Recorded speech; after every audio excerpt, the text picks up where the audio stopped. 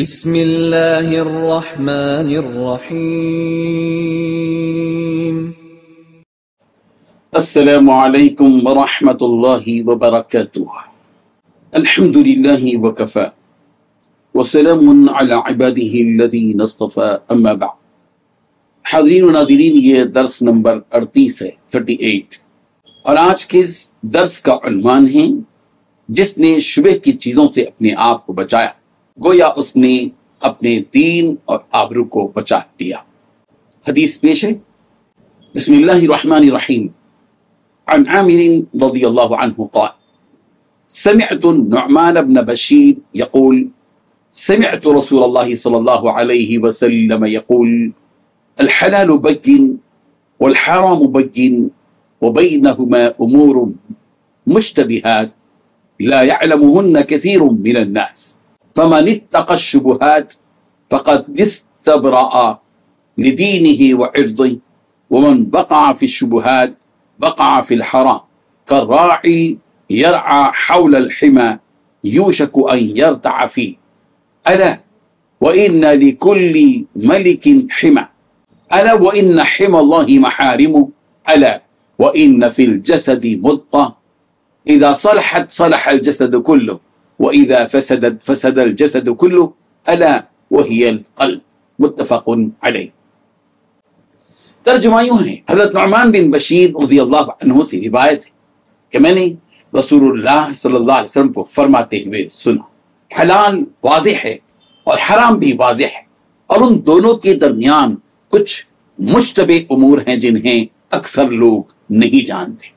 جو شخص ان مشتبہ چیزوں سے بچ گیا اس نے اپنے دین اور اپنی عزت کو محفوظ کر لیا، اور جو شخص ان مشتبہ چیزوں میں پڑ گیا وہ حرام میں جا گرا۔ اس کی مثال اس چرواہی کی ہے جو کسی بادشاہ کی ممنوع چراگاہ کے قریب اپنے جانور چرا رہا ہو، قریب ہے کہ وہ ان میں جا چرائے۔ سن لو، ہر بادشاہ کی ایک چراگاہ ہوتی ہے، اور سن لو، اللہ کی چراگاہ اس کی حرام کردہ چیزیں ہیں۔ سن لو، جسم میں ایک گوشت کا ٹکڑا ہے، اگر وہ درست ہو جائے تو سارا جسم درست ہو جاتا ہے، اور اگر وہ خراب ہو جائے تو سارا جسم خراب ہو جاتا ہے۔ سن لو، وہ گوشت کا ٹکڑا دل ہے۔ بزرگان محترم، آج جو حدیث ہم نے آپ کی خدمت پیش کی ہے اس کے راوی ہیں حضرت نعمان بن بشیر رضی اللہ عنہ۔ وہ رسول رحمت صلی اللہ علیہ وسلم کے جلیل القدر صحابی ہیں، اور آپ کا حقیقی نام حضرت نعمان بن بشیر بن سعد بن ثعلبہ الخزرجی ہے۔ آپ رضی اللہ عنہ کا تعلق انصار کے مشہور قبیلے خزرج سے ہے۔ حضرت نعمان بن بشیر رضی اللہ عنہ کو اپنی کم عمری ہی میں رسول رحمت صلی اللہ علیہ وسلم کی صحبت نصیب رہی۔ آپ رضی اللہ عنہ سے کئی حدیثیں مروی ہیں، جن میں سے ایک یہ حدیث ہے جس کی تشریح کی جا رہی ہے۔ اس حدیث میں 8 باتیں بتلائی گئی ہیں۔ پہلی بات، حلال ظاہر ہے اور حرام بھی ظاہر ہے۔ دوسری بات، حلال اور حرام کے درمیان شبہ کی چیزیں ہیں۔ تیسری بات، ان شبہ والی چیزوں کو بہت سے لوگ نہیں جانتے۔ چوتھی بات، جو شخص شبہ کی چیزوں سے بچ گیا اس نے اپنے دین کو اور اپنی آبرو کو بچا لیا۔ پانچویں بات، جو شخص شبہ کی چیزوں میں مبتلا ہو جائے اس کی مثال ایسی ہی ہے جیسے کہ جانور شاہی چراگاہ کے قریب چر رہا ہو، جس کے متعلق اندیشہ ہے کہ ایک دن وہ جانور اس شاہی چراگاہ کے اندر داخل ہو جائے۔ چھٹی بات، لوگوں اس بات سے آگاہ رہو، ہر بادشاہ کی ایک چراگاہ ہوتی ہے۔ ساتھی بات، آگاہ ہو جاؤ کہ اللہ کی چراگاہ اس کی زمین میں اس کی حرام کی بھی چیزیں ہیں۔ آٹھویں بات، خبردار ہو جاؤ کہ وزن میں ایک ٹکڑا گوشت کا ہے، جب وہ سنور جاتا ہے تو تمام بدن سنور جاتا ہے، اور جب وہ ٹکڑا خراب ہو جاتا ہے تو تمام بدن خراب ہو جاتا ہے۔ سنو، وہ ٹکڑا دل ہے۔ اللہ تعالیٰ نے اپنی آخری کتاب قرآن مجید میں جو احکامات نازل فرمائے ہیں ان احکامات میں واضح انداز میں اس بات کا اظہار کر دیا گیا ہے کہ یہ حلال ہیں اور یہ حرام ہیں۔ چند مثالیں آپ خود سنیں، آپ کو احساس ہوگا کہ کس طرح پروردگار نے حلال اور حرام کے درمیان میں واضح انداز میں وضاحت فرمائی ہے۔ سورۃ البقرہ کی آیت نمبر 187 احل لکم لیلۃ الصیام الرفث الی نسائکم ہن لباس لکم وانتم لباس لہن، تمہارے لیے حلال کیا گیا روزوں کی رات میں صحبت اپنی بیویوں سے، وہ تمہارے لیے لباس ہیں اور تم ان کے لیے لباس۔ सूरत अल-बकरा की आयत नंबर 229 में कहा गया वला यहिल्लु लकुम अन तअखुदू मिम्मा आतैतुमुहुन्ना शैअन इल्ला अन यखाफा अल्ला युकीमा हुदूदल्लाह फइन खिफ्तुम अल्ला युकीमा हुदूदल्लाह, और तुम्हारे लिए हलाल नहीं है कि तुमने उनको जो कुछ दिया हो वो उनसे वापस ले लो, इल्ला ये कि दोनों को इस बात का अंदेशा हो कि वह अल्लाह की मुकर्रर की हुई हुदूद को कायम न रख सके। सूरत बकरा की आयत नंबर 275 में है वहल्लल्लाहुल बै' व हर्रम रिबा, अल्लाह ने तिजारत को हलाल किया है और सूद को हराम किया है। और इसी तरह अल्लाह तबारक व तआला ने निकाह करने के सिलसिले में कौन कौन है जिनसे निकाह नहीं किया जा सकता उसकी वजाहत फरमाई है। हुर्रिमत अलैकुम उम्महातुकुम व बनातुकुम व अख़वातुकुम व अम्मातुकुम व खालातुकुम व बनातुल अखी व बनातुल उख्ती व उम्महातुकुम अल्लाती अर्ज़अनकुम व अख़वातुकुम मिनर रज़ाअ व उम्महातु निसाइकुम व रबाइबुकुम अल्लाती फी हुजूरिकुम मिन निसाइकुम अल्लाती दखलतुम बिहिन फ़इन लम तकूनु दखलतुम बिहिन फला जुनाह अलैकुम व हलाइलु अबनाइकुम अल्लज़ीना मिन अस्लाबिकुम व अन तजमअू बैनल उख्तैन इल्ला मा क़द सलफ़ इन्नल्लाह कान गफूरन रहीमा। सूरह निसा आयत नंबर 23।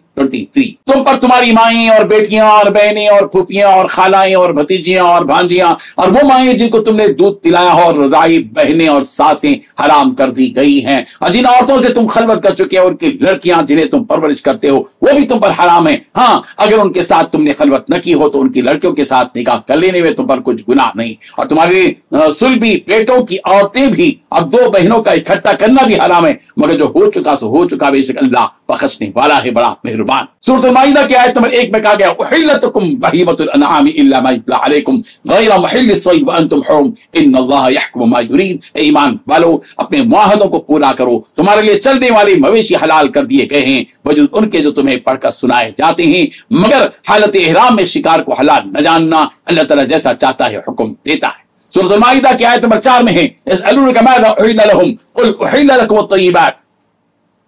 यहाँ ऐ नबी तुमसे पूछते हैं कि कौन कौन सी चीजें उनके लिए हलाल हैं, उनसे कह दो कि सब पाकीज़ा चीजें तुम पर हलाल हैं। बिल्कुल इसी तरह सूरत अल-माइदा की आयत नंबर 5 में है अल-यौमा उहिल्ला लकुम अत-तय्यिबात, आज तुम्हारे लिए सब पाकीज़ा चीजें हलाल कर दी गई हैं। ये कुरान मजीद की आयत थी जिनमें 2 और 2 4 की तरह हलाल और हराम की बात बतला दी गई।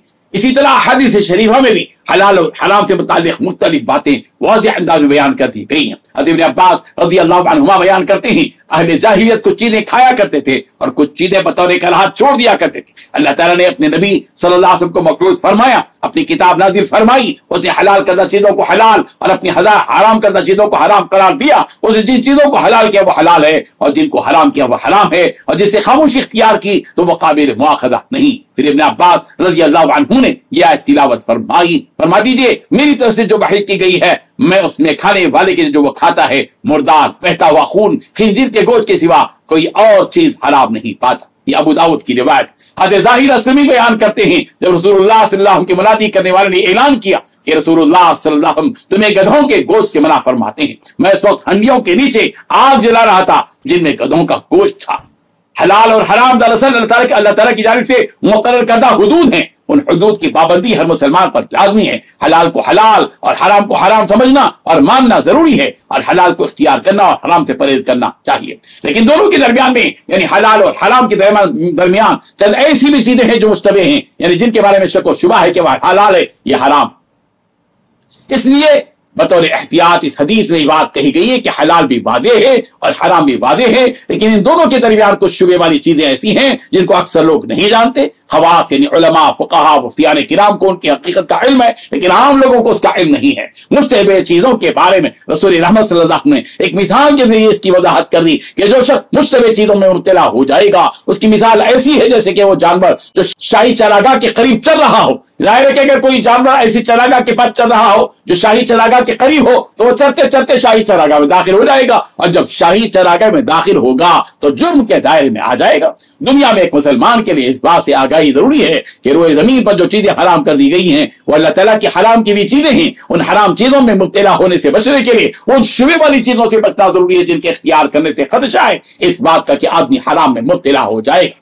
اس حدیث میں رسول رحمت صلی اللہ علیہ وسلم نے دل کے بارے میں یہ بات بتلائی کہ جسم میں گوشت کا ایک ٹکڑا ہے، اگر یہ ٹکڑا درست ہو جائے تو سمجھ جاؤ کہ سارا بدن ہی درست ہو جائے گا، اور اگر یہ ٹکڑا یعنی دل خراب ہو گیا تو سمجھ جاؤ کہ سارا جسم ہی خراب ہو گیا۔ اس لیے دل کی دنیا کو درست رکھنے کی پوری کوشش کرنی چاہیے۔ دل کی دنیا درست ہے تو آنکھ سے اچھی چیزیں دیکھے گا، زبان سے اچھی باتیں کرے گا، کان سے اچھی باتیں سنے گا، ہاتھوں اور پیروں سے وہ کام انجام دے گا جس سے اللہ تعالیٰ بھی راضی ہو جائے اور بخلق خدا کو آرام اور راحت بھی دے۔ لیکن اگر دل کی دنیا خراب ہو گئی تو اس کی آنکھ سے خیر کی توقع ہے، نہ ہی اس کی زبان سے بھلائی کی کوئی امید ہے۔ اللہ تعالیٰ ہمیں اپنے دل کی دنیا کو درست رکھنے کی توفیق عطا فرمائے، آمین۔ وآخر دعوانا ان الحمد للہ رب العالمین۔